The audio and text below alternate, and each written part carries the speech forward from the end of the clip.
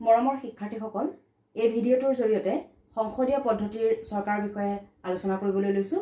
সংসদীয় পদ্ধতিৰ চৰকাৰক ইংৰাজীত কোৱা হয় পাৰ্লিয়ামেণ্টাৰী ফৰ্ম অফ গভৰ্ণমেণ্ট। এটা কথা মন কৰিবা, কাৰ্যপালিকা আৰু বিধানমণ্ডলৰ সম্পৰ্কৰ ভিত্তিত চৰকাৰক দুটা ভাগত ভাগ কৰা হৈছে, ৰাষ্ট্ৰপতীয় চৰকাৰ আৰু সংসদীয় চৰকাৰ। মূল কথাখিনিলৈ যোৱাৰ আগতে মই কাৰ্যপালিকা আৰু বিধানমণ্ডলনো কি সেই বিষয়ে কৈ দিবলৈ লৈছোঁ। তোমালোকে এটা কথা জানা যে চৰকাৰৰ তিনিটা অংগ বা বিভাগ থাকে, আইনপালিকা বা বিধানমণ্ডল, কাৰ্যপালিকা আৰু ন্যায়পালিকা। এই আইনপালিকাই কি কৰে? আইন ৰচনা কৰে। দেশ পৰিচালনাৰ কাৰণে যি আইন লাগে সেই আইনপালিকাই ৰচনা কৰে। আইনপালিকাই ৰচনা কৰা আইনসমূহ কাৰ্যত ৰূপায়ণ কৰে আৰু দেশৰ শাসন কাৰ্য পৰিচালনা কৰে। আৰু ন্যায়পালিকাই এই আইনপালিকাই প্ৰণয়ন কৰা আইনসমূহ কাৰ্যপালিকাই প্ৰকৃতাৰ্থত কাৰ্যত ৰূপায়ণ কৰিছে নে নাই, সংবিধান অনুসৰি দেশৰ শাসন কাৰ্য পৰিচালিত হৈছে নে নাই, সেই বিষয়ে চোৱা চিতা কৰাৰ লগতে ন্যায় বিচাৰ কৰে। চৰকাৰৰ তিনিটা বিভাগে কি কি কাম কৰে সেই বিষয়ে নিশ্চয় তোমালোকে এটা ধাৰণা কৰিব পাৰিছা। এতিয়া এই আইনপালিকা আৰু কাৰ্যপালিকা, আইনপালিকাক বিধানমণ্ডল বুলিও কোৱা হয়, এই আইনপালিকা আৰু কাৰ্যপালিকাৰ সম্পৰ্কৰ ভিত্তিত, অৰ্থাৎ কাৰ্যপালিকা আৰু বিধানমণ্ডল বা আইনপালিকাৰ মাজত সম্পৰ্ক থাকিব নে নাথাকে সেই কথাটোক লৈ চৰকাৰক দুটা ভাগত ভাগ কৰা হৈছে, ৰাষ্ট্ৰপতীয় চৰকাৰ আৰু সংসদীয় চৰকাৰ। ইয়াৰে সংসদীয় চৰকাৰৰ বিষয়ে আমি এই ভিডিঅ'টোত আলোচনা কৰিবলৈ লৈছোঁ। সংসদীয় চৰকাৰত কি হয়? প্ৰকৃত কাৰ্যপালিকা আইনপালিকাৰ ওচৰত দায়বদ্ধ হৈ থাকে। দেশৰ যি কাৰ্যপালিকা, যিয়ে দেশৰ শাসন চলায় প্ৰকৃতাৰ্থত, সেই কাৰ্যপালিকা আইনপালিকাৰ ওচৰত দায়বদ্ধ হৈ থাকে। অৰ্থাৎ এই সংসদীয় পদ্ধতিৰ চৰকাৰত কাৰ্যপালিকা আৰু আইনপালিকাৰ মাজত এটা সুসম্পৰ্ক থাকে। গতিকে সংসদীয় পদ্ধতিৰ চৰকাৰ কাক বোলে বুলি ক'লে আমি ক'ব লাগিব যি ব্যৱস্থাত কাৰ্যপালিকা আৰু আইনপালিকাৰ মাজত সুসম্পৰ্ক থাকে আৰু দেশৰ প্ৰকৃত কাৰ্যপালিকা আইনপালিকাৰ ওচৰত নিজৰ কাম কাজৰ বাবে দায়বদ্ধ হৈ থাকে, তেনে চৰকাৰকে সংসদীয় পদ্ধতিৰ চৰকাৰ বুলি কোৱা হয়। সংসদীয় পদ্ধতিৰ চৰকাৰৰ জন্মস্থান হৈছে গ্ৰেট ব্ৰিটেইন আৰু সেইকাৰণেই এই চৰকাৰক ৱেষ্টমিনিষ্টাৰ মডেল বুলিও কোৱা হয়।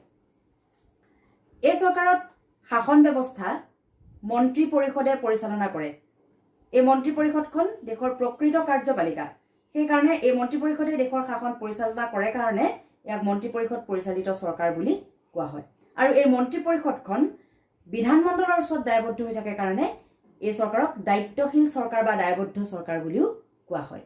এতিয়া এনেধৰণৰ চৰকাৰ, এনে সংসদীয় চৰকাৰ প্ৰৱৰ্তন থকা দেশবিলাক হৈছে great Britain, Japan, Denmark, Bharat, Germany আৰু বহু দেশত এনে সংসদীয় পদ্ধতিৰ চৰকাৰ প্ৰৱৰ্তন হৈছে। মই কেইটামান ইয়াত উদাহৰণ দিছোঁ।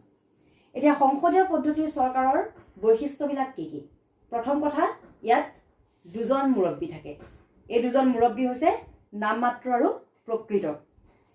নামমাত্ৰ মুৰব্বী যি দেশৰ মুৰব্বী, যাৰ নামত দেশৰ শাসন কাৰ্য চলে, কিন্তু তেওঁ প্ৰকৃততে শাসন নকৰে। আনহাতে প্ৰকৃত মুৰব্বীয়ে এনে ব্যৱস্থাত দেশৰ শাসন কাৰ্য চলায়।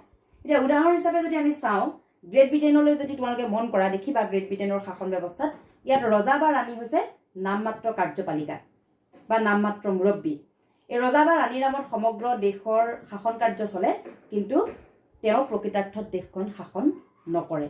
প্ৰকৃতাৰ্থত ৰজা বা ৰাণীৰ নামত দেশ শাসন কৰে কোনে? প্ৰকৃত কাৰ্যপালিকা। প্ৰকৃত কাৰ্যপালিকা হৈছে প্ৰধানমন্ত্ৰীৰ নেতৃত্বৰ মন্ত্ৰী পৰিষদ। ভাৰতৰ ক্ষেত্ৰতো যদি চাওঁ, আমাৰ ইয়াতো সংসদীয় পদ্ধতিৰ চৰকাৰ প্ৰৱৰ্তন আছে। ভাৰতত নামমাত্ৰ কাৰ্যপালিকা হৈছে আমাৰ ৰাষ্ট্ৰপতিগৰাকী। ৰাষ্ট্ৰপতি দেশৰ মুৰব্বী, কিন্তু তেওঁ চৰকাৰৰ মুৰব্বী নহয়। ৰাষ্ট্ৰপতিৰ নামত প্ৰকৃতাৰ্থত শাসন চলাই কোনে? প্ৰধানমন্ত্ৰীৰ নেতৃত্বৰ মন্ত্ৰী পৰিষদে। গতিকে ইয়াত আমাৰ ৰাষ্ট্ৰপতি হৈছে নামমাত্ৰ কাৰ্যপালিকা বা নামমাত্ৰ মুৰব্বী, আৰু প্ৰকৃত কাৰ্যপালিকা বা প্ৰকৃত মুৰব্বী হৈছে প্ৰধানমন্ত্ৰীৰ নেতৃত্বৰ মন্ত্ৰী পৰিষদ। দ্বিতীয়টো বৈশিষ্ট্য হৈছে কি? যে কাৰ্যপালিকাৰ সদস্যসকল বিধানমণ্ডলৰ সদস্য। এনে ব্যৱস্থাত যি প্ৰকৃত মুৰব্বী, যি প্ৰকৃত কাৰ্যপালিকা, প্ৰকৃতাৰ্থত দেশৰ শাসন যি চলায় প্ৰধানমন্ত্ৰীৰ নেতৃত্বৰ মন্ত্ৰী পৰিষদ, এই প্ৰধানমন্ত্ৰীৰ নেতৃত্বৰ মন্ত্ৰী পৰিষদখন আইনপালিকাৰ পৰা গঠন হয়। তোমালোকে আমাৰ ভাৰতবৰ্ষৰ ক্ষেত্ৰত মন কৰিলে দেখিবা যে আমাৰ প্ৰধানমন্ত্ৰী বা মন্ত্ৰী পৰিষদৰ যিসকল সদস্য, সেইসকল আইনপালিকাৰ সদস্য। কোনোবাজন হয়তো লোকসভাৰ, কোনোবাজন হয়তো ৰাজ্যসভাৰ।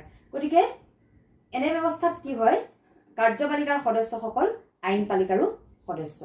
তৃতীয়তে মন্ত্ৰী পৰিষদ বিধানমণ্ডলৰ ওচৰত দায়বদ্ধ। এনে ব্যৱস্থাত দেশৰ যি প্ৰকৃত কাৰ্যপালিকা মন্ত্ৰী পৰিষদ, সেই মন্ত্ৰী পৰিষদখন কি হয়, বিধানমণ্ডলৰ ওচৰত দায়বদ্ধ হৈ থাকে। কিয়নো আইনপালিকাই অনাস্থা প্ৰস্তাৱ গ্ৰহণ কৰি, এই মন্ত্ৰী পৰিষদৰ বিৰুদ্ধে অনাস্থা প্ৰস্তাৱ গ্ৰহণ কৰি চৰকাৰৰ পতন ঘটাব পাৰে। চতুৰ্থতে মন্ত্ৰী পৰিষদৰ সামূহিক দায়বদ্ধতা। এনে ব্যৱস্থাত কি হয়, মন্ত্ৰী পৰিষদখন আইনপালিকাৰ ওচৰত সমূহীয়াভাৱে দায়বদ্ধ। অৰ্থাৎ এজন মন্ত্ৰীৰ ব্যৰ্থতাৰ বাবে সকলো সদস্যই দায়বদ্ধ হ'বলগীয়া হয়। গতিকে এনে ব্যৱস্থাত মন্ত্ৰী পৰিষদৰ সামূহিক দায়বদ্ধতা দেখা যায়। আকৌ এনে ব্যৱস্থাত বিধানমণ্ডল আৰু কাৰ্যপালিকাৰ ওচৰ সম্বন্ধ দেখা যায়। আমি এটা কথা গম পাইছোৱেই যে কাৰ্যপালিকাৰ সদস্যসকল এনে ব্যৱস্থাত বিধানমণ্ডলৰো সদস্য। গতিকে বিধানমণ্ডল আৰু কাৰ্যপালিকাৰ মাজত ওচৰ সম্বন্ধ বা নিবিড় সম্বন্ধ থাকে।